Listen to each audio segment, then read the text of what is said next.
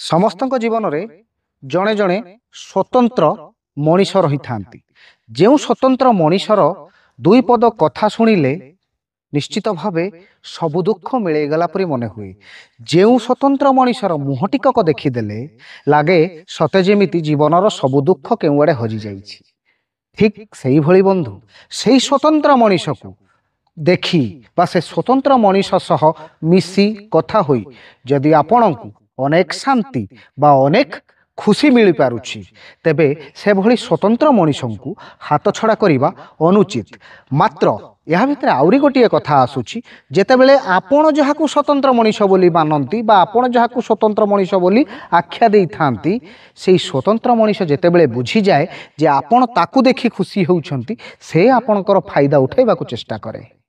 ସେଇଭଳି ସ୍ୱତନ୍ତ୍ର ମଣିଷଙ୍କର ଗୋଟିଏ ସ୍ୱତନ୍ତ୍ରତା ଥାଏ ଯେ ସେମାନେ କେବଳ ସ୍ୱାର୍ଥ ଆପଣଙ୍କ ପାଖରୁ ଆଶା କରନ୍ତି, ଆଉ ସ୍ୱାର୍ଥ ପୂରଣ ନହେଲେ ସେମାନେ ଆପଣଙ୍କୁ ଅନେକ କିଛି ବଦନାମ ଦିଅନ୍ତି।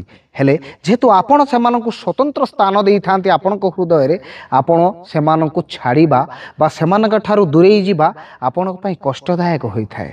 ଏଇ ତ ଜୀବନର କଥା।